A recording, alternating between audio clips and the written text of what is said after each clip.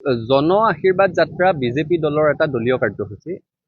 কোনো ৰাজনৈতিক দলৰ দলীয় কাৰ্যসূচীত ছাত্ৰ ছাত্ৰীক বাধ্যতামূলকভাৱে অংশগ্ৰহণ কৰিবলৈ ভয় ভাবুকি দেখুওৱাৰ অধিকাৰ কাৰণে সতিসাধনী বিশ্ববিদ্যালয়ৰ ছাত্ৰ ছাত্ৰীক জন আশীৰ্বাদ যাত্ৰাত মুখ্যমন্ত্ৰী আৰু বিজেপিৰ সভাপতি দিলীপ শইকীয়াক আদৰিবলৈ ৰ'দত শাৰী পাতি থিয় হৈ নাথাকিলে 3 দিন তেওঁলোকক অনুপস্থিত ঘোষণা কৰা হ'ব বুলি ভাবুকি দিয়া হৈছে।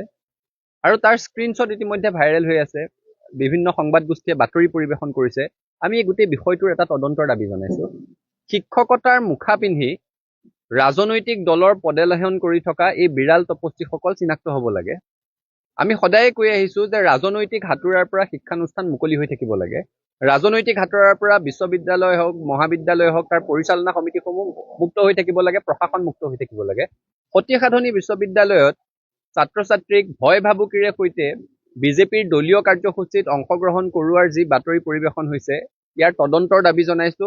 আৰু এই ধৰণেৰে ছাত্ৰ ছাত্ৰীক আতিশয্য চলাই ৰাজনৈতিক দলৰ কাৰ্যসূচীত ভাগ ল'বলৈ বাধ্য কৰা বিৰাল তপস্বীক শাস্তি দিবৰ বাবে দাবী জনাইছো। একে সময়তে আপোনালোকে চাওক, গুৱাহাটীৰ এখন ঐতিহ্যমণ্ডিত মহাবিদ্যালয় প্ৰাগজ্যোতিষ মহাবিদ্যালয়। প্ৰাগজ্যোতিষ মহাবিদ্যালয়ৰ অধ্যক্ষগৰাকীয়ে জানুৱাৰী মাহতে বাজপেয়ী ভৱনলৈ গৈ বিজেপিৰ টুপি আৰু মাফলাৰ পিন্ধি আহিলগৈ। তাৰ পাছত মাৰ্চ মাহ পৰ্যন্ত সেইগৰাকী ব্যক্তিক অধ্যক্ষ হিচাপে কাৰ্যনিৰ্বাহ কৰি থাকিবলৈ দিয়া হৈছে।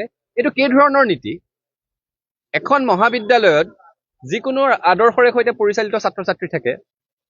শিক্ষকসকলৰ কিবা ৰাজনৈতিক দলৰ প্ৰতি আনুগত্য আছে, তেওঁলোকৰ কোনোবা আদৰ্শগতভাৱে তেওঁলোক আনুগত্য আছে, সেইটো এটা বেলেগ কথা। আৰু শিক্ষক এজন দল এটাৰ কাৰ্যকৰ্তা হোৱাটো বেলেগ কথা।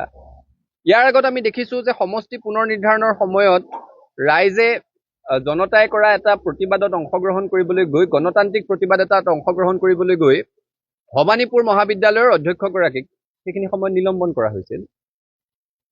গণতান্ত্ৰিক প্ৰতিবাদত অংশ ল'লে অধ্যক্ষ নিলম্বন হয়, আৰু ৰাজনৈতিক দলৰ কাৰ্যকৰ্তা হ'লে নিৰ্বিঘ্নে অধ্যক্ষৰ আসনত বহি থাকিব পাৰে। এয়া চূড়ান্ত শৈক্ষিক অন্যায় আৰু অবিচাৰ।